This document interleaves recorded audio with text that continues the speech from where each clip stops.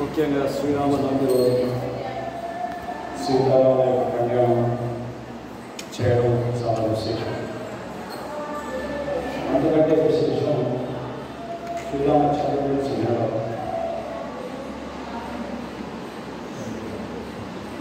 ఈ మధ్య ఈరోజు ప్రయాణం చేసి అందరూ కూడా సీతారాముల కళ్యాణం చేసి గొడవస్తున్నారు. బాగుంది, కానీ రాముడి గురించి వింటేనేగా మనకి భగవంతుడి మీద ప్రేమ పెరిగేది. అందుకే రామాయణం ఈరోజు విన్నాం. ఎత్ర ఎత్ర తత్ర తత్ర ఉత్తమాస్తకాంజలి బాష్పవారి పరిపూర్ణవచనం మారుతిని నమత రాక్షసాంతరం. సో దీని అర్థమేంటి? ఎక్కడైతే ఆ రఘునందన్ యొక్క కీర్తన జరుగుతుందో అక్కడ హనుమంతుల వారు తన యొక్క బాష్పవారి పరిపూర్ణ దర్శనం ఆనంద బాష్పాలు కారుస్తూ తన్మయంలో నృత్యం చేస్తూ ఆ విధంగా భగవంతుడికి సాష్టాంగపై నమస్కారం అర్పిస్తారు. సో రామాయణం అనేటువంటి మహాకార్యాన్ని మనం చర్చించేటప్పుడు స్మరిస్తాం. అలాగే ఆ మహాకవి అయినటువంటి వాల్మీకి మహర్షి కూడా స్మరించి రామాయణాన్ని ప్రారంభించారు. సో చెప్పండి. మనోజవం మారుతతుల్యవేగం చిత్తేంద్రియం బుద్ధిమతాం వరిష్టం వాతాత్మజం వానరయోగముఖ్యం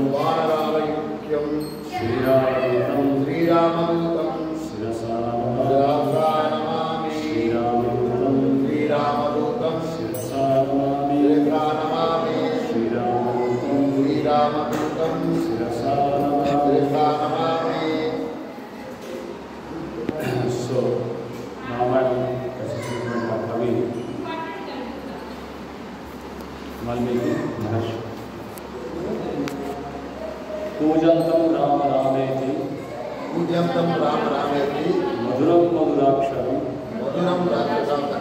ఆరుహ్య కవితా శాఖం వందే వాల్మీకి కోకిలం. సో ఇక్కడ వాల్మీకి మహర్షిని కీర్తిస్తూ చెప్పబడిన శ్లోకం పూజంతం రామ రామేతి అంటే కోకిలలాగా, కోకిల ఎంత మధురంగా గానం చేస్తుందో అదేవిధంగా ఈ మహర్షి కూడా అంత మహాద్భుతంగా రామాయణం అనేటువంటి మహాకావ్యాన్ని వర్ణించడం అనేది చేస్తున్నాం. పూజంతం రామ రామేతి మధురము మధురాక్షరం, చాలా మధురమైనటువంటి వాక్కులతో శ్రీరాముని కీర్తిస్తున్నారు. ఆరుహ్య కవితా శాఖం వందే వాల్మీకి కౌకిలం. అటువంటి ఆ వాల్మీకి మహర్షికి ప్రణామాలు అర్పిస్తున్నాను. రామాయణం ప్రారంభిస్తున్నాను. ఒకసారి వాల్మీకి మహర్షి ఆయన తీర్థ క్షేత్రాలను సందర్శిస్తూ తామసి అనేటువంటి నది తీరానికి రావడం జరిగింది. ఆయన యొక్క శిష్యుడైనటువంటి భరద్వాజ మునితో పాటు ఇక్కడిని ఆయన వచ్చారు. ఇద్దరు కూడా వచ్చారు. సో అక్కడ కూర్చొని పూర్తిగా భగవంతుడి మీద ధ్యానభంగమైనటువంటి వీరు అకస్మాత్తుగా ఏం జరిగిందంటే అక్కడ ఉన్నటువంటి కొండలు రెండు మొగ మరియు ఆడ రెండు కూడా అక్కడ దగ్గర ఉన్నటువంటి ఆ సమయంలో ఒక నిషాద తెగకు చెందినటువంటి బోయవాడు బాణాన్ని విసరడం జరుగుతుంది. సో వేగంగా బాణం అనేది వెళ్ళి అక్కడ ఉన్నటువంటి మొగ కొండ ఏదైతే దాన్ని పుంజుకొని అది చనిపోతుంది. అప్పుడు ఆ పక్షి మరి ఒక పక్షి ఎంతో బాధతో కన్నీరు ముందే బాగా ఏడుస్తుంది, దుఃఖిస్తుంది. అది ఆ దృష్టి వాల్మీకి మహర్షి చూడడం జరుగుతుంది. సో అప్పుడు వాల్మీకి మహర్షి వెంటనే ఏం చేస్తారు, ఆయన శపిస్తారు. ఈ విషాద తెగసినటువంటి భోయవాడిని శపించడం జరుగుతుంది. సో ఏమని శపిస్తారు, నువ్వు జీవితకాలం అంతా కూడా ఎప్పటికీ కూడా ప్రశాంతత లేకుండా ఉండగలిగా జీవితంలో ప్రశాంతత కోరుకోవాలని చెప్పేసి శపించడం జరుగుతుంది. అయితే ఈ విధంగా శపించిన తర్వాత వాల్మీకి మహర్షి మళ్ళీ తర్వాత బాధపడుతున్నారు. సో ఎందుకు బాధపడుతున్నారు, అయ్యో ఎందుకు శపించానే అని చెప్పేసి మళ్ళీ శోకంలో మునిగిపోయారు. అకస్మాత్తుగా ఆ శోకం నుంచే పుట్టుకొచ్చింది శ్లోకం పడుతుంది. అంటే ఆ శోకంగా ఉన్నప్పుడు ఆయన నోటి నుంచి కొన్ని పదాలని వాడతారే ఉన్నాయి. ఆ విధంగా ఆయన ఆ శ్లోకాన్ని వర్ణించడం మొదలుపెట్టారు. రాముడి గురించి కీర్తన శ్రీరాముడి యొక్క చరిత్రాన్ని వర్ణించడం ప్రారంభించారు. అయితే వాల్మీకి మహర్షి ఆయనకు అర్థం అవ్వట్లేదు, నేను ఈ విధంగా శోకంలో ఉన్నానే, మరి ఇటువంటి పరిస్థితిలో ఉన్నప్పుడు నా నోటి నుంచి పదాలు ఇలా వచ్చేసాయని చెప్పి ఆయన ఆశ్చర్యపోతున్నారు. అప్పుడే అక్కడ ఉన్నటువంటి బ్రహ్మదేవుడు ప్రత్యక్షమై ఆయన వాల్మీకి మహర్షితో ఏమని చెప్తారంటే, మీ ద్వారా ఒక మహాకావ్యం అనేది రచించబడుతుంది కాబట్టి దానికి కావలసినటువంటి ఏర్పాట్లు ఇవంతా కూడా జరిగింది అని. సో మహాకావ్యం అనేది రావాలి బయటికి, కాబట్టి ఈ విధమైనటువంటి ఏర్పాటు చేయడం జరిగింది. సో మీరు ఏ విధంగా కూడా దిగాలు చెందకండి, చింతించకండి, ఇది భగవంతుడి యొక్క నిర్ణయం అని చెప్పి ఆ విధంగా బ్రహ్మ చెప్పడం చెప్తారు. దాంతో బ్రహ్మ యొక్క ఆదేశాన్ని స్వీకరించి వాల్మీకి మహర్షి రామాయణం అనేటువంటి మహాకావ్యాన్ని రచించడం ప్రారంభమవుతారు. అయితే ఆయన ఎలా రాస్తున్నారు ఈ రామాయణం, ఒక దగ్గర కూర్చొని పూర్తిగా భగవంతుడి యొక్క దివ్య స్వరూపాన్ని మీద ధ్యానం చేస్తూ భగవంతుడి యొక్క స్వరూపాన్ని ధ్యానిస్తూ ఆ విధంగా ఈ కావ్యాన్ని రచించడం ప్రారంభించారు. అయితే ఈ రామాయణం ఎన్ని శ్లోకాలు ఉన్నాయి, 24,000 శ్లోకాలు ఉన్నాయి. సో 24 శ్లోకాలు కూడుకున్నటువంటి రామాయణాన్ని మన భూమి మీద ఉన్నటువంటి భూలోక వాసులకి ఎన్ని శ్లోకాలు అంటారు, ఉద్భలోకాల్లో ఉన్నటువంటి వాళ్ళకి అత్యధికంగా వాళ్ళకి అందేటటువంటి సంస్కృతిలో ఎన్ని శ్లోకాలు ఉండవచ్చు. కానీ భూలోకంలో ఉన్నటువంటి వారికి కొంచెం తగ్గించి ఇచ్చారు. సో ఈ విధంగా బాలకాండ నుంచి ఉత్తరకాండ వరకు ఎన్ని అధ్యాయాలు ఉన్నాయి మొత్తం రామాయణంలో? 7 అధ్యాయాలు. సో బాలకాండలో ఏముంది కథ మనం చర్చిద్దాం కదా. సో బాలకాండ నుంచి వాల్మీకి మహర్షి శ్రీరాముడు భోజనాన్ని వర్ణిస్తారు. ముఖ్యంగా అయోధ్యపురి ఎంత మహాద్భుతమైనటువంటి క్షేత్రం, భగవంతుడు అవతరించినటువంటి దివ్యధామం గురించి ఆ అయోధ్య క్షేత్రం యొక్క వర్ణన ప్రారంభమవుతుంది బాలకాండ. ఈ అయోధ్యని కట్టినటువంటి వారు వైవస్వత వారు వైవస్వతం. అయోధ్య అంటే అర్థమే వస్తుందో తెలిసి, ఎక్కడైతే యుద్ధం ఆ యుద్ధ, ఆ యుద్ధని జోడించండి అయోధ్య అంటే ఎక్కడైతే యుద్ధం జరగదో అదే అయోధ్య భావం. సో ఈ పట్టణం అనేది 96 మైళ్ళ విస్తీర్ణంలో 27 మైళ్ళ వెడల్పుగా ఉన్నటువంటి రహదారులతో, చాలా అద్భుతమైనటువంటి సుందరమైనటువంటి సరోవరంలో, చక్కటి పుష్పవనములతో, పూల తోటలతో, అలాగే ఫలవృక్షములతో, అద్భుతమైనటువంటి పక్షులతో ఎంతో శోభాయమానంగా ఉంది అయోధ్య అని చెప్పి వర్ణిస్తారు. మనం భౌతిక లోకంలో ఉన్నటువంటి వాళ్ళకి పోల్చుకోవడానికి ఒక ఉపమానం చెప్తున్నారు. ఈ స్వర్గాన్ని ఏలేటటువంటి రాజు ఎవరైతే ఉన్నారో, ఎవరు? ఇంద్రుడు. ఆయన ఏలే రాజ్యాన్ని ఏమంటారు? అమరావతి అంటారు. సో అమరావతి లాగా అంత అద్భుతంగా ఉందని చెప్పి మనకి పోలుస్తారు. అమరావతి కంటే కూడా చాలా అద్భుతమైనటువంటిది అయోధ్య క్షేత్రం. కానీ మన మానవులకు అన్వయించుకోవడానికి ఆ విధంగా ఈ అయోధ్య అంటే ఎలా ఉంది అంటే ఇలా ఉంది అని చెప్పి చెప్పడం జరుగుతుంది. ఇలా అమరావతి చూస్తున్నాను. అయితే ఈ అయోధ్యలో మనం వింటాం, ఎప్పుడైతే శ్రీ రామచంద్రుడు యొక్క అవతరణకు ముందు దశరథ మహారాజు కౌశల్య, సుమిత్ర, కైకేయితో పాటు వెళ్ళి పుత్రకామేష్టి యజ్ఞాన్ని చేపడతాడు. ఈ పుత్రకామేష్టి యజ్ఞం ఎక్కడ జరుగుతుంది? ఆది జగన్నాథ క్షేత్రం అనే ఒక క్షేత్రం ఉంది. 108 దివ్య దేశాలు ఇప్పటికి కూడా మనం దర్శించుకోవచ్చు. ఆది జగన్నాథ పెరుమాళ క్షేత్రం. సో అక్కడే పుత్రకామేష్టి యజ్ఞాన్ని చేపట్టారు. సో ఆ యజ్ఞంలో వచ్చినటువంటి ఆ ఫలం ఏదైతే ఉందో ఆ పాయసం, యజ్ఞ పాయసం సమానంగా భార్యలకు అందజేస్తారు. ఎవరు? దశరథ మహారాజు. అయితే ఈ పాయసాన్ని స్వీకరించినటువంటి కౌసల్య, సుమిత్ర, కైకేయికి 4 సంతానం కలిగారు.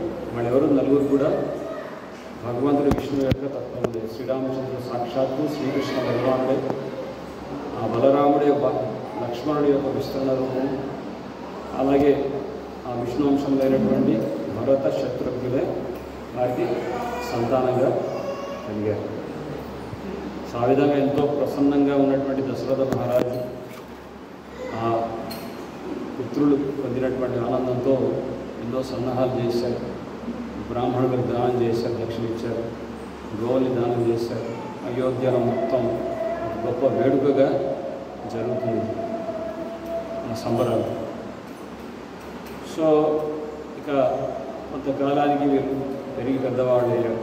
రాముడు, లక్ష్మణుడు, భరత, శత్రుఘ్నుడు. సో ఆ రాజ్యానికి ఎంతోమంది ఋషులు వస్తూ పోతూ ఉంటారు.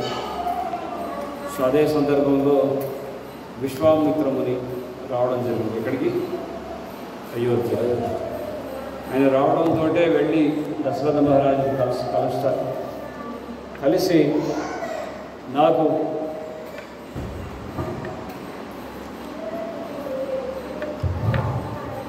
రాముడిని, లక్ష్మణుడిని నాతో దశరథ మహారాజుకి పంపాలంటే మనసు ఒప్పట్లేదు. ఇంకా కౌమార దశలోనే ఉన్నారు.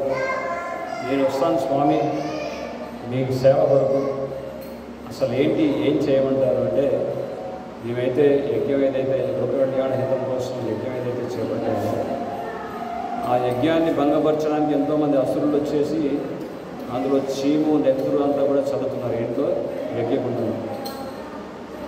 మరి అటువంటి పరిస్థితిలో ఆ అసురుల యొక్క బారి నుంచి మమ్మల్ని కాపాడడానికి, ముఖ్యంగా యజ్ఞం అనేది విజయవంతంగా జరగడానికి, దానికి కాపలా కోసం రాముడిని లక్ష్మణుని పంపించాం కాబట్టి ఆ విధంగా కోరుకుంటాను.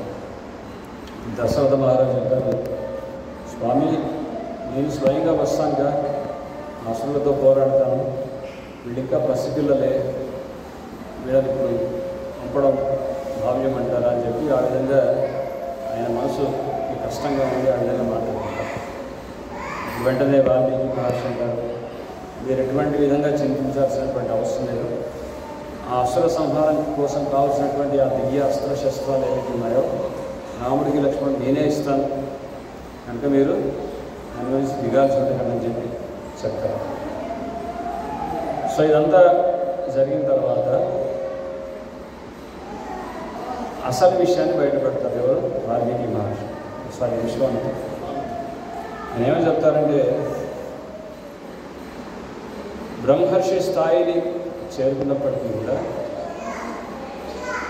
నాకు సంతృప్తి కలగట్లేదు. అంటే భౌతికంగా ఏదో తపస్సు చేసి ఎంతో ఉన్నతమైనటువంటి స్థానాన్ని చేజిపించుకున్నటువంటి వారైనప్పటికీ కూడా భగవంతుడి యొక్క సన్నిహితమైనటువంటి సహచర్యాన్ని పొంది ఉండాలనేటువంటి పరితపించడం అనేది ఆయన మనసులో ఆ విధంగా ఉంది. ఇంకా తహతహలాడుతున్నారు, నాకు రాముడు లక్ష్మణుడు యొక్క సాంగత్యం కావాలి. సో ఆ విధంగా అసలు విషయాన్ని బయటపెడతారు. సో అసలు విషయం ఏంటి? రాముడు లక్ష్మణుడు సాంగత్యం. సో ఆఖరికి ఇంకా చేసేది ఏం లేదని చెప్పేసి దశరథ మహారాజు రాముడి లక్ష్మణుడు దశరథ వాల్మీకి మహర్షితో పంపించడం జరిగింది. సో ఇక్కడ మనకి కొంచెం మొదలవుతుంది. రాముడు అసుర సౌభం ఆ తాటకి కరాభూషణం వంటి రాక్షసుని సంహరించడం, మార్గంలో వెళ్తున్నప్పుడు అహల్య శాపంతో పాషాణంగా అన్నటువంటి అహల్యను ఉద్ధరించడం, ఇదంతా కూడా ఆ లీలలో జరుగుతుంది. సో విశ్వామిత్రుడు ఆ విధంగా అసుర సంహారం అంతా జరిగిన తర్వాత యజ్ఞాలు అనేవి చాలా ప్రశాంతంగా యజ్ఞాలు అనేవి కొనసాగించిన తర్వాత జనకపురికి వెళ్దామని చెప్పి నిశ్చయించుకుంటారు. జనకపురిలో ఉన్నటువంటి రాజుగారి పేరు జనక మహారాజు. ఆయన ఎవరి యొక్క తండ్రి? సీతాదేవి యొక్క తండ్రి గారు. సో ఈ విధంగా జనకపురికి వెళ్ళి రాగానే అక్కడ ఉన్నటువంటి ఆ మహారాజు ఎంతో సాధారణంగా ఆహ్వానించి ఈ విధంగా అంటారు, మీలాంటి గొప్ప ఋషివర్యులు ఈ విధంగా మా యొక్క రాజ్యానికి రావడంలో ఏదో ఒక పెద్ద ఉద్దేశమే ఉండవచ్చు. సో అది ఎటువంటి ఉద్దేశమో, మీకు ఏ విధంగా నేను సేవ చేయాలి అనేది నాకు వివరించండి అని చెప్పి చెప్పడం జరుగుతుంది. అప్పుడు విశ్వామిత్రముని అంటారు, మీ యొక్క రాజ్యంలో మీరు ఒక దగ్గర శివధనుస్సుని భద్రపరిచారు. ఆ శివధనుస్సు యొక్క దర్శనాన్ని చేసుకుందామని చెప్పి ఆ విధంగా మేము ఇక్కడికి వచ్చామని చెప్తారు. ఆ శివధనస్సు ఎంత శక్తివంతమైనటువంటిదంటే దాన్ని ఎవరు కూడా ఎత్తడం అంటూ సాధ్యపడదు. అలాంటి మానవ మాత్రం ఈవెన్ యక్ష కింద గంధర్వ అందుకే రావణాసుడు అయినప్పటికీ కూడా ఆయన కూడా ఎత్తలేనటువంటి విధంగా అంతా బదులుగా ఉంటుంది. అయితే ఆ శివధనస్సుని ఒక 500 ఏనుగులతో పాటు 500 మనుషులు, ఏనుగులు, గుర్రాలు వాటితో పాటు ఒక పెద్ద రథం మీద ఆ శివధనస్సును అమర్చిపెట్టి ఆ విధంగా లాక్కుంటూ తీసుకురావడం జరిగింది.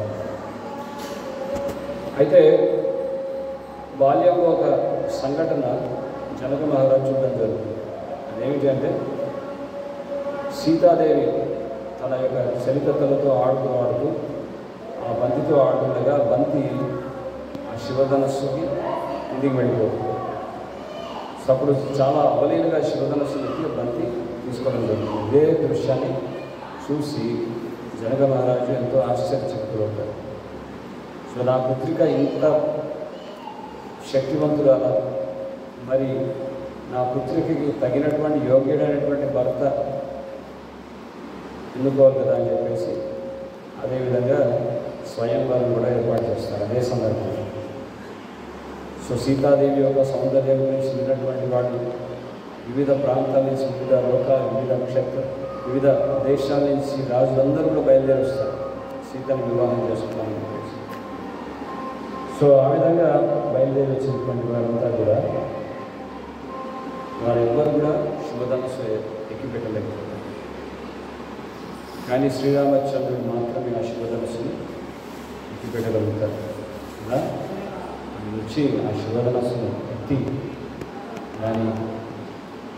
దాని యొక్క ఆ శుభధనస్సుని ఎక్కిపెట్టడమే కదా, దాన్ని విరచడం కూడా జరుగుతుంది. శుభధనస్సును విరుస్తారు. సో ఇది మహాద్భుతమైనటువంటి వీరం. సో శివధనస్సును వెలువడం అంటే అది సాధారణంగా ఎవరి వల్ల కాదు, ఏ దేవత వల్ల కూడా కాదు. కానీ భగవంతుడు శ్రీరామచంద్రుడు దేవదేవుడు, సాక్షాత్తు భగవంతుడు. ఆ శివుడు కూడా ఆయన భగవంతుడు కనుక ఆ విధంగా ఇది రాముడికి మాత్రమే సాధ్యపడింది. సో ఆ శివధనస్సును ఎక్కిపెట్టి దాన్ని వెలిసి సీతమ్మని వివాహం చేసుకుంటాడు. సో ఈరోజు శ్రీరామనవమి రోజు శ్రీరాముడి సీత రాముడి యొక్క కళ్యాణం కూడా జరుగుతారు. సో ఈ విధంగా ఈ అయోధ్యాకాండలో ఈ కథాంతరంలో సో ఇక మనం అదే తర్వాత వివాహం అయిపోతుంది. సీతాదేవి యొక్క వివాహం రాముడితో పాటు సీతాదేవి రాముడి యొక్క పత్ని లక్ష్మణుడికి ఇచ్చేసి జనక మహారాజు యొక్క ద్వితీయ పుత్రిక ఆవిడ పేరేంటి ఉర్మిళాదేవి. సో ఉర్మిళాదేవి నుంచి లక్ష్మణుడికి ఇచ్చి వివాహం జరుగుతారు. హరే కృష్ణ ప్రభు.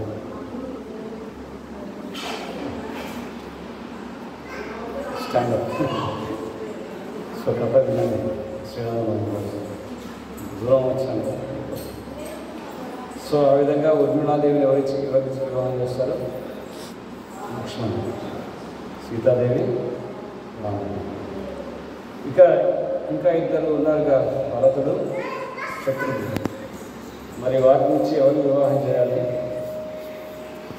జనక మహారాజు యొక్క సోదరుడు. జనక మహారాజు యొక్క సోదరుడు పేరేంటో తెలుసా? కుశధ్వజ. ఎవరు? కుశధ్వజుడు. ప్రభు ఓపెన్ చేసే పెట్టండి డోర్. ప్రభు డోర్ ఓపెన్ చేసి కుశధ్వజుడికి ఇచ్చి వివాహం చేస్తారు. ఎవరికి? సారీ, కుశధ్వజుడి యొక్క పుత్రుల్ని వివాహం చేస్తారు. ఎవరికి? భరతుడికి, శత్రుఘ్నుడికి.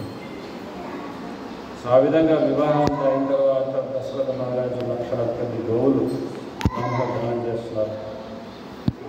అంతేకాకుండా ఇంత వేద మంత్రాలతో చక్కగా వివాహం జరుగుతుంది. అందరూ వచ్చేసి అందరూ కూడా గానం చేస్తున్నారు. వివాహంలో అప్సరసం నాట్యం ఆడుతున్నారు. ఆ విధంగా అందరూ కూడా సీత రాముల యొక్క వివాహ సన్నాహాలన్నీ కూడా ఎంతో అత్యంత వైభవంగా చూస్తున్నారు అందరూ కూడా. అయితే ఇక్కడ ఉర్మిళ దేవి లక్ష్మణుడి యొక్క పత్ని అయితే మాంధవి భరతుడి యొక్క భార్య. శత్రుఘ్నుడి యొక్క పత్ని పేరు శృతకీర్తి. శత్రుఘ్నుడి యొక్క భార్య పేరు శృతకీర్తి. భరతుడు మాంధవి, లక్ష్మణుడు ఉర్మిళ, రాముడు సీతారామ. సో ఆ విధంగా నలుగురు సోదరులకు వివాహం జరిగింది. సో ఒక అద్భుతమైనటువంటి విషయం, తండ్రి గారు జనక మహారాజు సీతాదేవిని సాగాలనుకున్నప్పుడు ఆయన చెప్తారు, ఎటువంటి పరిస్థితుల్లో కూడా నీ భర్తను విడిచిపెట్టదు. ఇక్కడ వివాహం చేసిన తర్వాత తల్లిదండ్రులు ఈ విధంగా నచ్చజెప్పి పంపించారు కానీ పిల్లలు, అంతేగాని కష్టం రాగానే వచ్చేసి భర్తని విడాకులు ఇచ్చేసి ఇవన్నీ చెప్పకూడదు. సో ఆ విధంగా ఇవన్నీ చెప్పి పంపించారు. సో ఈ విధంగా ఇక్కడి నుంచి మళ్ళీ 2వ అధ్యాయం ప్రారంభమవుతుంది. అయోధ్యకాండ తర్వాత అయోధ్యకాండలో శ్రీరామచంద్రుడి యొక్క పట్టాభిషేకం కూడా జరిగింది.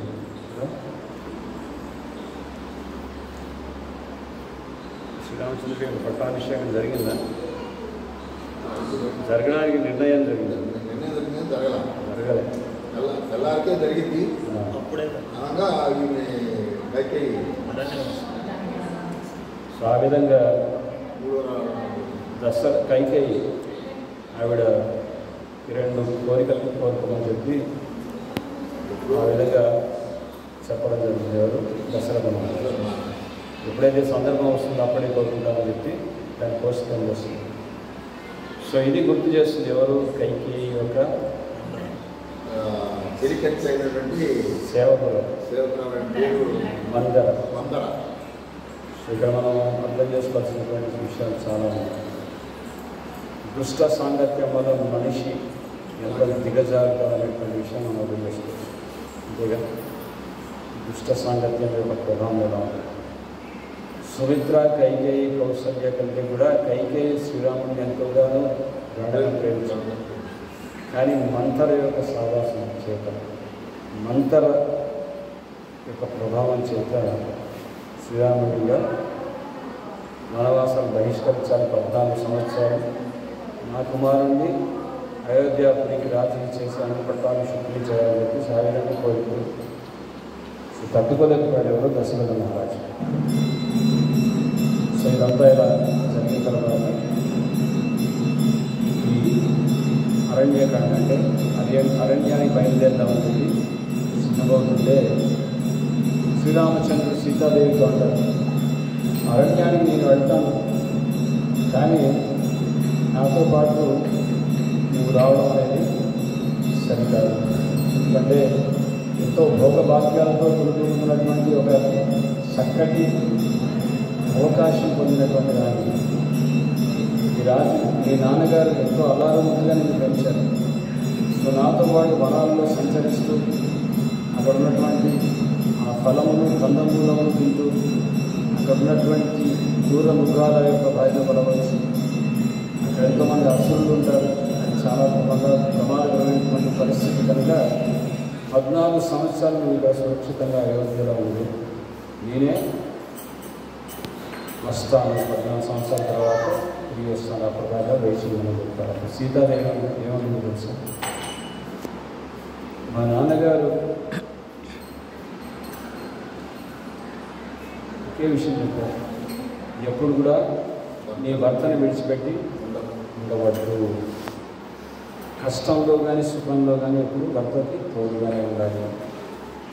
నన్ను సుఖంగా హాయిగా అయోధ్యలో ఉండమంటున్నారు, కానీ మీ యొక్క వియోగంలో ఆ అయోధ్య కూడా నాకు చాలా ప్రమాదకరంగానే గోచరిస్తుంది.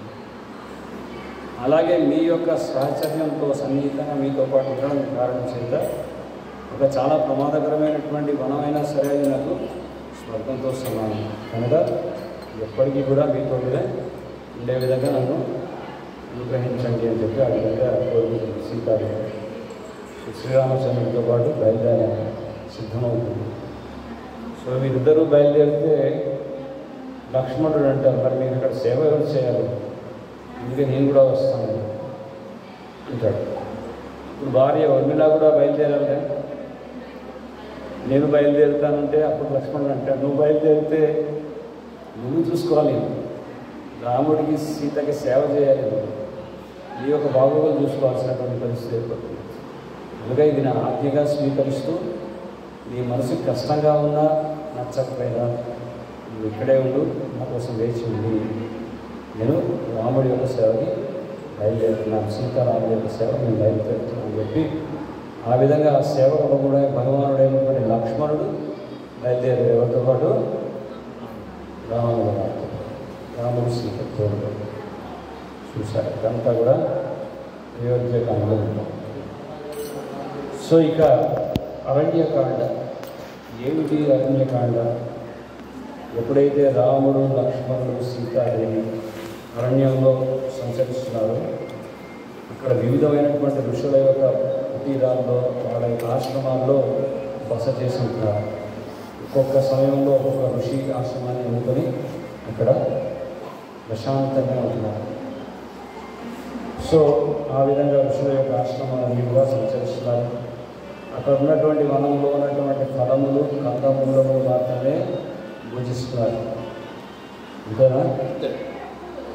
సో ఆ విధంగా ఒక జటాధారిగా ఒక ఋషి, ఒక రాజవైభవాలన్నీ విడిచి ఒక జటాధారిగా ఒక ఋషిగా ఉంటూ ఆ విధంగా కూడా ఆ ఋషి ఆశ్రమాల్లో తిరుగుతున్నారు రాముడు లక్ష్మణుడు సీతాదేవి. సో ఒక నెల కంటే ఎక్కువగా ఉండేవారు కాబట్టి ఒక్కొక్క ఆశ్రమం అలా వివిధ ఆశ్రమాలన్నీ సందర్శిస్తూ ఒకసారి అగస్త్య మహర్షి యొక్క ఆశ్రమాన్ని చేస్తున్నారు. సో ఈ అగస్త్య మహర్షి యొక్క ఆశ్రమంలో ఒక సంఘటన జరిగింది. అదే సంఘటన గురించి శ్రీరామచంద్రుడు సీతమ్మకి వివరంగా చెప్పడం జరిగింది. ఏమిటంటే ఆ సంఘటన, ఇద్దరు రాక్షసులు, వారి పేరు వాతాపి మరియు పిల్వల. సో ఇద్దరు సోదరులు కూడా ఒక మిషన్ మీద ఉన్నారు. వాళ్ళ మిషన్ ఏంటంటే ఈ ఋషుల్ని, బ్రాహ్మణుల్ని, భగవద్భక్తులందరినీ కూడా ఏదో విధంగా వాళ్ళని చంపాలి. సో ఆ విధంగా ఈ జిహాదీల్లాగానే వాళ్ళు కూడా ఏం చేశారు సార్, ఒక పన్నగం అన్నారు. ఏంటంటే వాళ్ళ పథకం ఏంటంటే, వాతాపి నువ్వు భోజనంగా మారు. సో నువ్వు భోజనంగా మారిన తర్వాత వాళ్ళని బ్రాహ్మణుల్ని ఋషులందరినీ ఆహ్వానిస్తాను. వాడు చక్కగా భోజనం చేసిన తర్వాత ఏతాను వాతాపి బయటికి రా అని చెప్తాను. ఇప్పుడు వాళ్ళ కడుపుని చీల్చుకొని బయటికి వచ్చేసి ఆ విధంగా వీళ్ళందరినీ కూడా సునాయాసంగా చంపచ్చు. ఎందుకంటే ముఖాముఖిగా వెళ్ళని వాళ్ళని ఢీకొండానికి వెళ్తే ఏముంది, వాళ్ళు మనల్ని శపిస్తారు. మనం తట్టుకొని, అంటే ఋషుల యొక్క శాపాన్ని మనం తట్టుకొని కనుక ఇండైరెక్ట్గా మంచిగా వాళ్ళని విందు పిలిచి భోజనాన్ని పిలిచి భోజనం పెట్టినట్లే పెట్టి అప్పుడు వాతాపి బయటికి రా అని చెప్పగానే నువ్వు బయటికి కడుపుని చీల్చుకొని బయటికి రా, ఈ విధంగా వాళ్ళని సంహరిద్దామని చెప్పారు. ఇక్కడ యూజ్ కాకుండా. సో ఆ విధంగా అలా చెప్పిన తర్వాత ఒకసారి అగస్త్య మహర్షి ఆహ్వానిస్తారు ఇక్కడికి వాతాపిను పిలువరు. సో అలా ఆహ్వానిస్తే అగస్త్య మహర్షి రావడం జరుగుతుంది. రాగానే స్వామి మీకోసం చక్కటి విందు ఏర్పాటు చేసాం, వచ్చి భోజనం చేయండి అని చెప్పి సాధారణంగా ఆహ్వానించినట్టే ఆహ్వానించి కూర్చోబెట్టి ఒక విస్తర వచ్చి రకరకాల పదార్థాలు పెట్టి ఆ విధంగా వాతాపి బయటికి రాంటాడు. ఇప్పుడు అగస్త్య మహర్షి అని ప్రదర్శ వాతాపి జీర్ణం వాతాపి జీర్ణం మొత్తం జీర్ణపోతాడు రాక్షసు ఇక్కడ పాత్ర. సో ఆ రోజు నుంచి ఏ ఒక్క రాక్షసుడు కూడా అగస్త్య మహర్షి యొక్క ఆశ్రమం వైపు కన్నెత్తి చూడడానికి కూడా బెదిరిపోతారు, రావడానికి కూడా సాహసించారు. అంటే ఒక విధంగా చెప్పాలంటే ఈ రాక్షసుల నుంచి వారి నుంచి ఫ్రీగా ఉన్నటువంటి సురక్షితమైనటువంటి ఆశ్రమం అగస్త్య మహర్షి యొక్క ఆశ్రమం. సో సీతారాముల వారు అక్కడ ఆశ్రమంలో ఉంటారు. మరి రావణ సంహారం జరగాలి కదా, రావణాసురుడు సైతం రాలేడు. సో కొంత సమయం ఉన్న తర్వాత అగస్త్య మహర్షి సీతారాముల వారికి పంచవటి వెళ్ళడం వెళ్తారు. ఈ పంచవటి ఎక్కడ ఉందో తెలుసా? చిత్రకూటం, గోదావరి అంటే దండకారణ్యంలో ఉన్నటువంటి గోదావరి యొక్క ఉద్గమ స్థానం ఇక్కడ నాసిక్. అక్కడే శ్రీరామచంద్రుడు సూక్ష్మ యొక్క ముక్కుని కోసం అందుకే నాసికం అంటే ముఖ్యంగా ఆ పేరు ఎలా వస్తుందంటే ఈ వీళ్ళు జరిగింది కాబట్టి. సో గోదావరి నది యొక్క ఉద్గమ స్థానం ఏది అంటే నాసిక్. అక్కడ సీతాదేవి యొక్క గుహ చిన్నది ఉంటుంది. సో ఆ విధంగా రాముడి యొక్క లీలాస్థానాలను కూడా చూడవచ్చు. మన భద్రాచలం కూడా శ్రీరామచంద్రుడి యొక్క లీలు అంటే దండకారణ్యం అవ్వడం. సో అదేవిధంగా మనం ఈ పంచవటి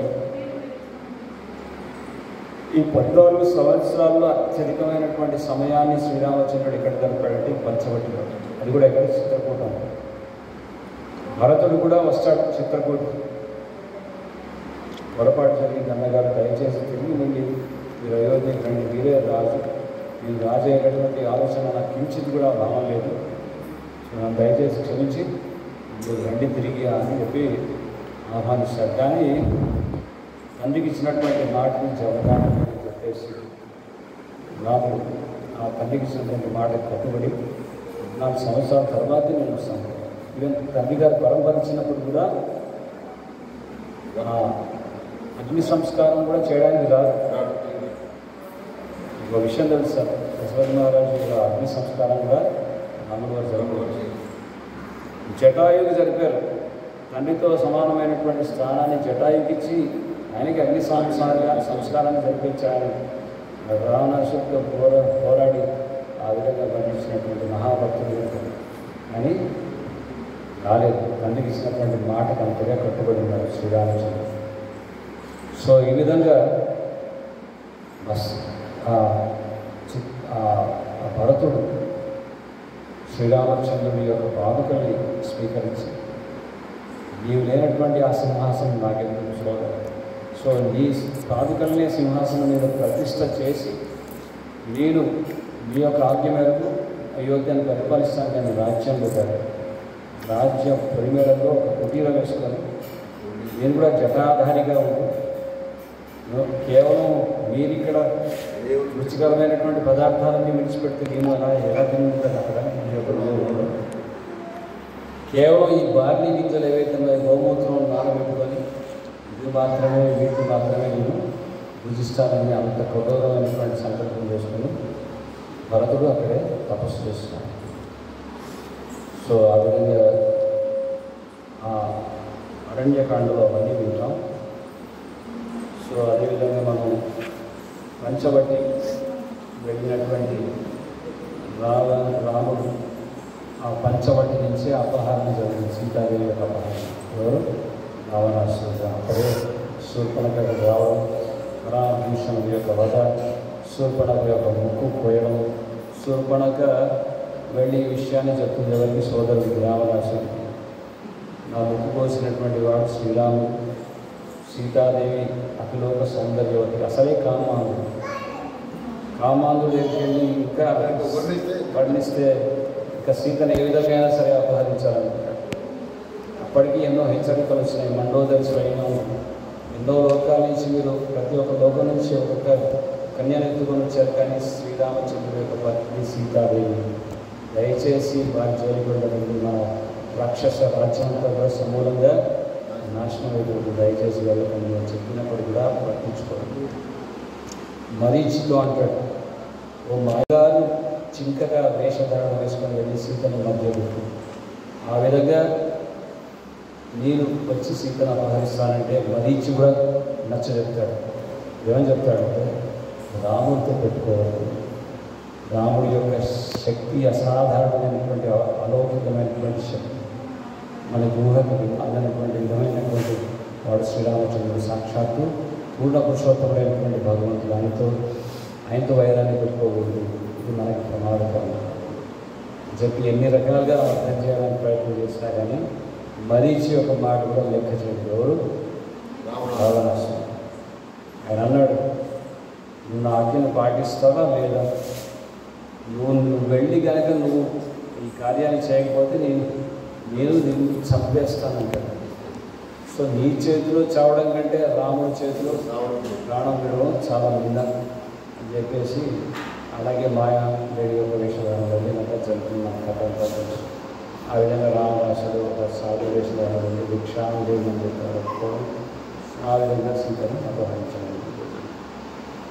సో ఇదంతా కూడా మనం అరణ్య కాండం వింటాం.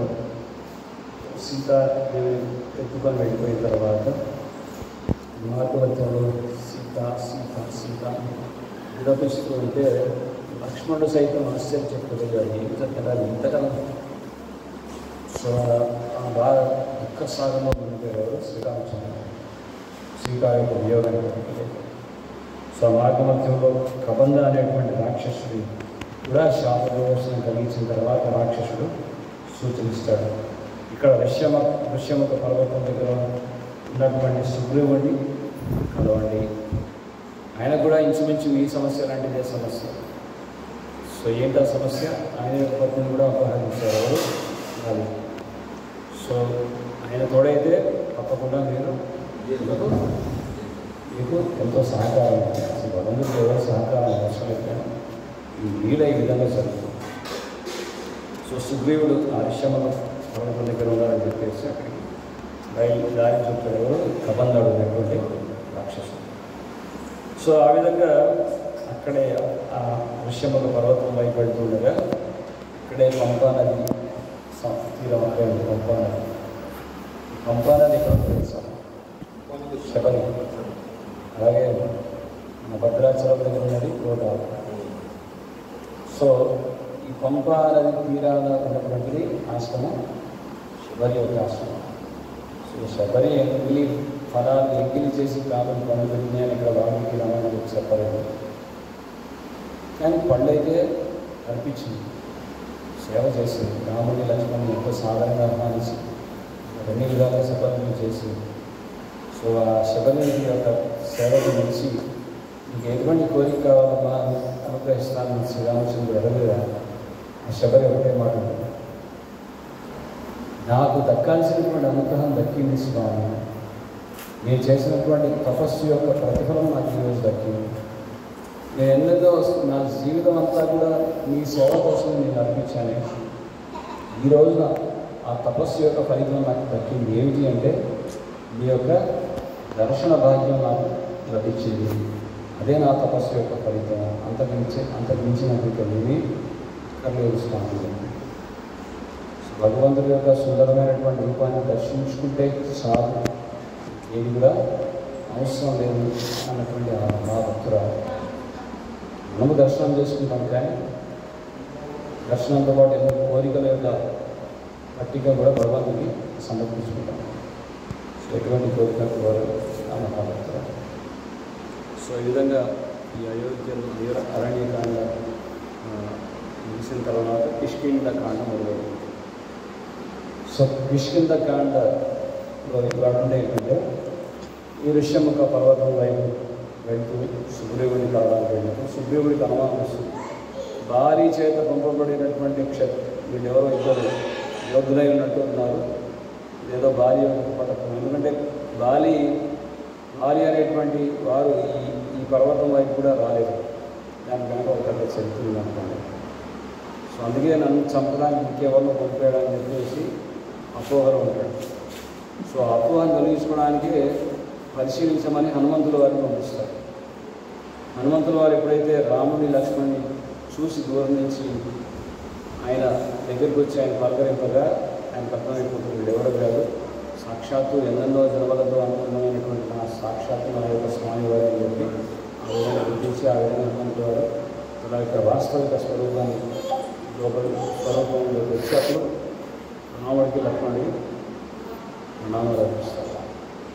ఆ విధంగా రాముడి లక్ష్మణుని సుగ్రీవుడికి పరిచయం చేస్తారు. సో ఇదంతా కూడా కిష్కింధకాండలో ఉంటాము. రాముడు తన యొక్క విషయాన్ని అంటే జరిగినటువంటి అపహరణ గురించి చెప్తారు. చెప్పిన వెంటనే సుగ్రీవుడు మీకు సహకరిస్తాను, కానీ ముందు నా భార్యని మీరు పొందే విధంగా నన్ను అనుగ్రహించండి అంటే చింతించాల్సిన మనకి అవసరం లేదు, వాలి సంహారంతో ఈ వారిని చింత చేరుకునేందుకు హామీ ఇస్తారు. ఆ విధంగా వాలి సంహారం తర్వాత ఒక మిషన్ అనేది ఏర్పడుతుంది. ఆ మిషన్ ఏంటంటే కనుక్కొన్నాము, సో అదే మిషన్. సో సీత యొక్క జాడ కనుక కనుక్కోకుండా తిరిగి వచ్చినట్లయితే తిరిగి రాము అగ్ని ప్రవేశం చేసి మా శరీరాన్ని వదిలేస్తాం, కానీ సీత జాడ దొరకకపోతే మాత్రం వెనక్కి తిరిగి రామని చెప్పి అంత దృఢ సంకల్పంతో వీళ్ళు ఇంకా బయలుదేరారు. సో ఈ విధంగా బయలుదేరినటువంటి వీళ్ళు అన్నార్ల మధ్యలో వెళ్తుండగా ఎక్కడా కూడా సీత యొక్క ఆనవాడు కనపడట్లేదు. కానీ మధ్యలో సంపత్తి అనేటువంటి ఒక పక్షి రాదు, ఎంతో ఆకలితో ఉన్నటువంటి ఈ పక్షి నాకు ఆహారమే నా చింతకు వస్తుందని చెప్పేసి అలా సంతోషపడుతున్నటువంటి ఆ సందర్భంలో వీళ్ళంతా సీత యొక్క జాలని చెప్తారు. అంటే మీరు ఎవరి కోసం వెతుకున్నారో వారు ఆ జటాయు ఎవరు సంపత్తి యొక్క సోదరుడు. సో జటాయు యొక్క మృతి యొక్క వార్త విన్న తర్వాత సంపత్తి ఎంతో దుఃఖితుడై నేను నీకు సహకరిస్తాను రామరాసుడి యొక్క జాడ కనుక్కోవడంలో అని చెప్పేసి ఈ విధంగా ఆ పుష్పక విమానంలో సీతని బంధించి ఈ రాక్షసుడు ఈ లంక వైపు బయలుదేరని చెప్పి అక్కడ సూచన ఇస్తారు. సో ఆ సూచన తీసుకునే వరకు అప్పుడు అందరూ కూడా ఇక్కడ బయలుదేరి ఈ సముద్రాన్ని దాటాలి. సో ఎవరు దాటగలరు అని చెప్పి అక్కడ చర్చ జరుగుతుంది. జాంబవంతుడు అంటాడు, నేను యుక్త వయసులో ఉన్నప్పుడు ఎంతో శక్తి నా దగ్గర ఉండింది, బ్రహ్మాండం అంతా కూడా 14 సార్లు చుట్టేసి సో ఆ సముద్రాన్ని లాంఘనం చేయగలను లేదనేది నమ్మకం అంగదుడు అంటాడు, నేను సముద్రాన్ని దూకగలను కానీ మళ్ళీ తిరిగి వస్తాను లేదనేటువంటి నమ్మకం. ఆ విధంగా ప్రతి ఒక్కరు వాళ్ళ శక్తిని వాళ్ళు చెప్తూ ఆ విధంగా సాధ్యపడుతుంది లేదని చెప్పి వాళ్ళు సందిగ్ధ పరిస్థితిలో ఉన్నారు. కానీ ఒకరు మాత్రం నిశ్శబ్దంగా కూర్చోండి, ఎవరిది హనుమంతుడు వారు. ఆయన శక్తి ఆయనకు తెలియదు, అంటే అందులో ఒక శాపం ఉంది. సో కారణం చేసి తన శక్తి తనకు తెలియదు అసలు. సో హనుమంతుల వారు చేయగలరని చెప్పి అందరూ కూడా ఆయన వైపు చూపిస్తున్నారు. మరి హనుమంతుల వారిని ఆయన శక్తిని వ్యాప్తి చేయాలంటే ఏం చేయాలని స్తుతించాలి, ఆ శక్తిని ఆయన గుర్తు చేయాలి. మనోజమం మారుతతుల్య వేగం అంటే ఎంతో మనస్సు యొక్క వేగం కంటే తీక్షణంగా ప్రయాణం చేసేటువంటి వేగాన్ని మనోవేగం అంటారు. సో వాయువేగం మనోవేగం, మనోజమం మారుతతుల్య వేగం, అంత వేగంగా ప్రయాణం చేయగలరు. మనోజమం మారుతతుల్య వేగం జితేంద్రియం, ఇంద్రియాల్ని గెలిచినటువంటి వాడు, ఇంద్రియాన్ని నియంత్రించినటువంటి వాడు, అంత సమర్థవంతుడు, ఫుల్ కంట్రోల్. ఎప్పుడైతే లంకకి వెళ్తారో ఆంజనేయ స్వామి ఇక్కడ ఎన్నో సీత యొక్క జాడని వెతకాలంటే మొత్తం ప్రతి ఒక్క స్త్రీని పరిశీలించారు. ఒక బ్రహ్మచారి అనేటువంటి వీరు అది కూడా నిద్రిస్తున్నటువంటి స్త్రీల యొక్క కక్షలోకి వెళ్ళి ప్రతి ఒక్కరిని పరిశీలించాలంటే మనసు ఎంత నియంత్రణలో ఉందని ఊహించారు. అది కూడా సాధారణమైనటువంటి స్త్రీలు అందరూ కూడా గొప్ప గొప్ప అప్సర కన్నారు. అలాంటి వాళ్ళని ఎన్నుకొని వాళ్ళని నిర్బంధించగలరు రావణాసు. సో అందరినీ అలా అర్థం ఏంటంటే జితేంద్రియం అంటే మనస్సు పూర్తిగా నియంత్రణలో ఉన్నటువంటి ఒక గొప్ప ఆక్రమణ ఉంటుంది. ఎవరు? జితేంద్రియం, హనుమంతుల వారు. జితేంద్రియం బుద్ధిమతాం వరిష్టం, ఎంతో బుద్ధి జ్ఞానం ఉన్నటువంటి వారు. బుద్ధి జితేంద్రియం బుద్ధిమతాం వరిష్టం, వాతాత్మజం వానరయోధ ముఖ్యుడు. ఆ విధంగా వానర యోధుల్లో ముఖ్యుడు ఎవరు? ఆంజనేయుడు. ఆయనకి శ్రీరామదూతం శిరస్సు అటువంటి ఆంజనేయుడికి శిరస్సు అని నామాలు అర్పిస్తున్నాను. జై శ్రీరామ భక్త హనుమానికి జై, జై పవనసుత హనుమానికి జై. ఆ విధంగా ఆంజనేయుడు చేయగలడం చెప్పగానే ఆంజనేయుడు యొక్క కాయాన్ని పెంచుతున్నాడు, మన భీకరమైనటువంటి కాయాన్ని. జై హనుమాన్ జ్ఞాన గుణ సాగర జై కపీతేంద్రోగర రామదూత అనంత వరదామ అంజని పుత్ర పవన సుత నామ మహావీర విక్రమ బజరంగి కుమతు నివార శివతుకే సంగి. సో ఆ విధంగా చూపిస్తుంటే ఆంజనేయుడు తన భీకరమైనటువంటి రూపాన్ని ధరిస్తున్నాడు. ఆ విధంగా ఇక లంకని లాంఘనం చేయాలని చెప్పి సంసిద్ధుడైనటువంటి ఆంజనేయుడు మందర పర్వతం మీద దాన్ని సపోర్ట్గా ఆ కాలిని అక్కడ మోపు ఇక ఇంకే ప్రయత్నం చేస్తుంది కదా. జై శ్రీరామ్ కదా. జై శ్రీరామ్. ఒక శక్తి ఏంటి? శ్రీరామ్ రాము నుంచి. ఎక్కడి నుంచి వస్తుంది శక్తి? రాము నుంచి. ఆ విషయాన్ని వస్తుంది. నీకు నాకు మనందరికీ ఎక్కడి నుంచి వచ్చింది ఆ బలం అంటే బలవంతుడు అనేటువంటి శ్రీరామచంద్రుడి నుంచి. ఆయనే అందరికీ మూలం. సో ఆ విధంగా శ్రీరాముడిని దానం చేశారు. సో ఈ వివరణ అంతా కూడా మనకి కిష్కింధకాండ. సో ఇంకా సుందరకాండ. కిష్కింధకాండ తర్వాత ఏంటి? సుందరకాండ. ఇది ఎంతో సుందరమైనటువంటి కాండ. ఎంత సుందరంగా ఉందంటే అంత సుందరంగా ఉంది. ఏంటి దీంట్లో ఉన్నటువంటి సుందరం? ఇంత అన్ని అధ్యాయాల్లో కల్లా ఇది చాలా సుందరమైనటువంటి ఎపిసోడ్ అని చెప్తున్నాను. ఏంటి అంత అందమైంది, అంత బాగుంది ఏంటి దీంట్లో అంటే, హనుమంతుల వారు ఎప్పుడైతే సీతాదేవి యొక్క జాడని వెతుక్కుంటూ లంకలో ప్రవేశిస్తారో, ఆయన సీతాదేవి మొట్టమొదట అనుమానపడుతుంది, ఇతడు నిజంగానే శ్రీరామచంద్రుడి యొక్క దూతనా లేదా రావణాసురుడు పంపించినటువంటి ఒక మాయాది రాక్షసుడు నన్ను అభ్యపెట్టడానికి ఏదో విధంగా చెప్పడానికి వచ్చాడా అని చెప్పి నమ్మదు మొదట. సో ఆమెకి నమ్మకాన్ని కలిగించడానికి మహా ఉన్నతమైనటువంటి భక్తుడైనటువంటి సర్వశ్రేష్ఠ భక్తుడైనటువంటి హనుమంతుడు రాముడిని కీర్తించడం మొదలు పెడతారు. సో ఎప్పుడైతే రాముడిని కీర్తించడం మొదలు పెడతారో ఎంత అద్భుతంగా ఉంటుంది అంటే, ఆ ప్రియ భక్తుడు రాముడిని కీర్తిస్తుంటే ఎంత మహా అద్భుతంగా ఉంటుందంటే కీర్తన. అందుకే దాన్ని సుందరాకాండ. సో ఆ విధంగా రాముడి యొక్క లక్షణాన్ని శ్రీరఘురామ చారు తులసీదలనామ శృంగారగుణాభిరామ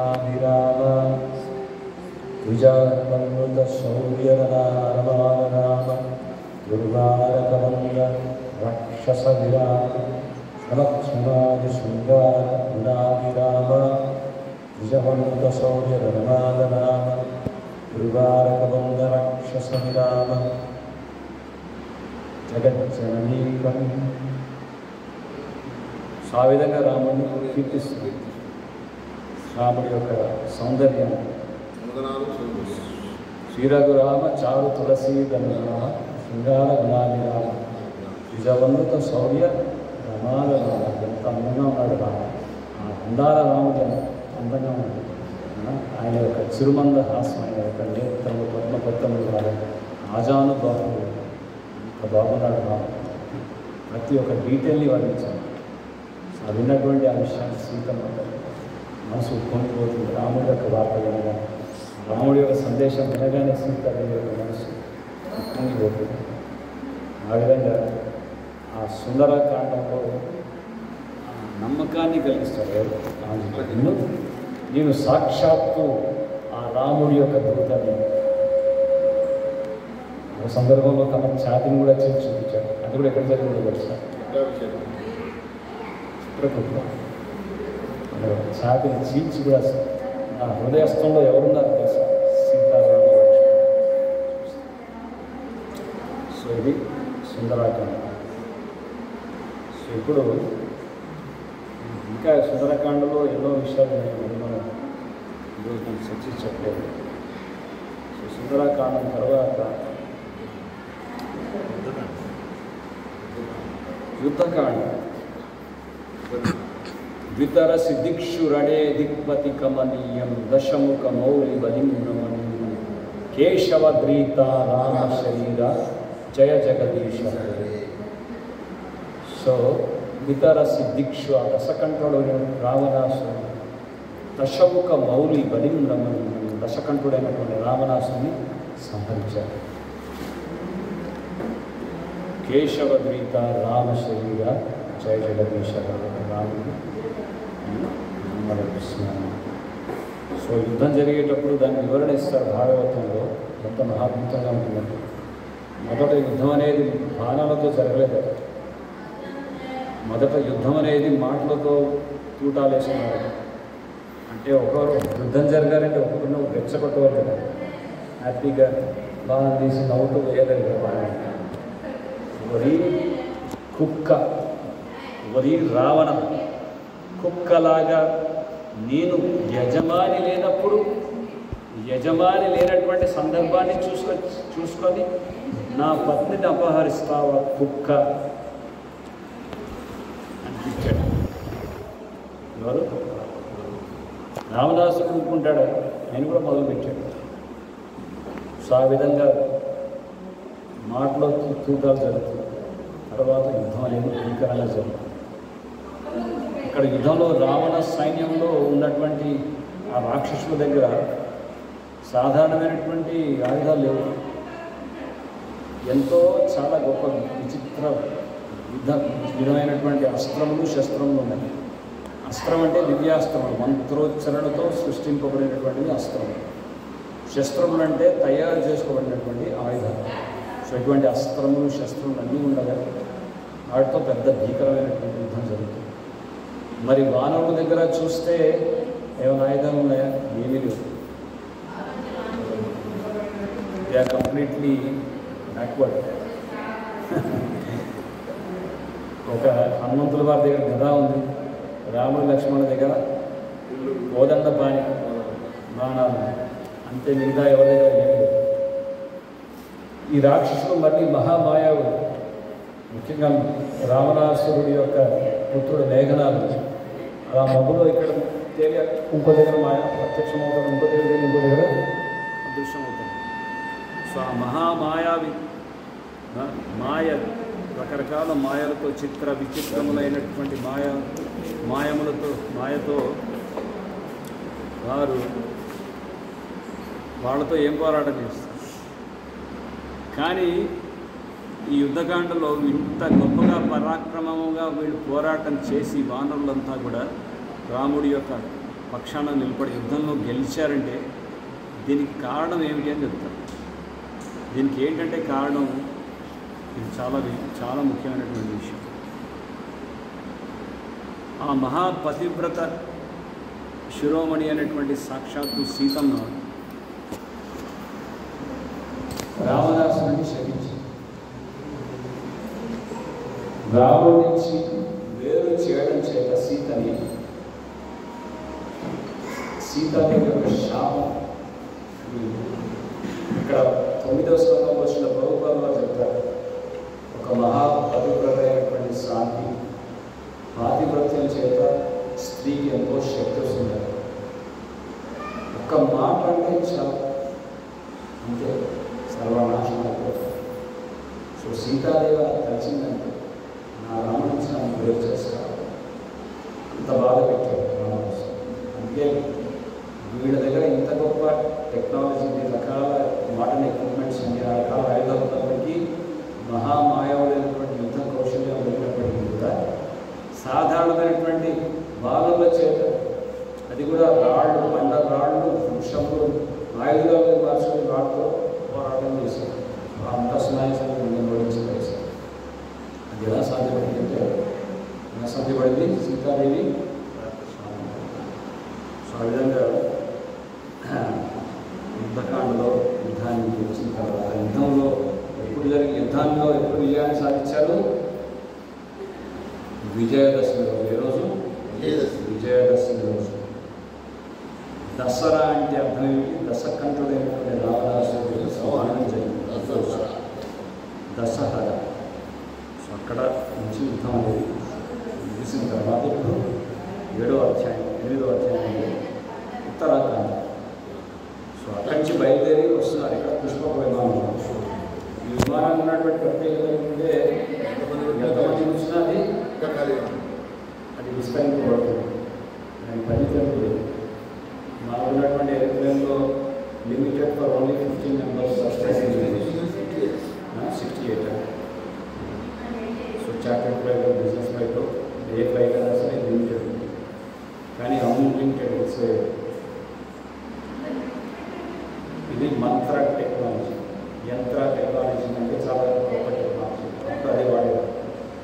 ఇప్పుడు వాడే యంత్ర technology third class technology. So ఆ పుష్పక విమానం మీద కూర్చొని బయలుదేరారు. ఎక్కడికి వెళ్ళారు? బయలుదేరుతూ వస్తున్నారు అయోధ్యకు. ఇప్పటికీ 14 సంవత్సరాలు ముగిసింది. ఇక అయోధ్యకు వస్తున్నారు రాముడు. సో వివరణంతా కూడా వర్ణిస్తారు ఇక్కడ ఉత్తరాఖండ. అప్పటిదాకా రాముడు లేనటువంటి ఆ వియోగాన్ని తట్టుకోలేనటువంటి అయోధ్య వాసులంతా కూడా జీవక్షలాలుగా ఉన్నారు. అంటే జీవించినప్పటికీ వాళ్ళు ఎక్కడ స్ఫూర్తి లేదు అన్నారు. కానీ రాముడు ఎప్పుడైతే తిరిగి వస్తున్నటువంటి వార్త ఉన్నారో అప్పుడు వాళ్ళ జీవితంలో వెలుగు వచ్చినటువంటి విధంగా ఎంతో సంతోషంతో ఈ దీపాలతో అయోధ్య అంతా కూడా అలంకరణ చేసి రాముడు ఎంతో సాధారణంగా ఆచరించారు. ఆ విధంగా రాముడిని కీర్తిస్తూ అందరూ కూడా గొప్ప సన్నాహంగా శ్రీరామచంద్రుడి పట్టాభిషేకం జరిగింది. సప్త ఋషులందరూ కూడా వచ్చారు. కశ్యప అత్రి అలాంటి కశ్యప అత్రి విశ్వామిత్ర గౌతమ జమదాగ్ని భరద్వాజ ఋషులందరూ వచ్చారు. సో ఆ విధంగా రాముడి యొక్క పట్టాభిషేకం ఇదంతా బాగుంది. సో ఈ విధంగా విషయాన్ని అంతా అదేవిధంగా నవపురుషుల యొక్క చరిత్ర కూడా పెంచినట్టు ప్రారంభమైంది. సో ఇది కేవలం సంక్షిప్తంగా మనం చర్చిస్తున్నాము. రోజు కానీ శ్రీరామనవమి రోజు మాత్రం తప్పకుండా ఉండాలి. ఈరోజు మాధ్యమంగా స్వీకరించాలి. జై శ్రీరామ్.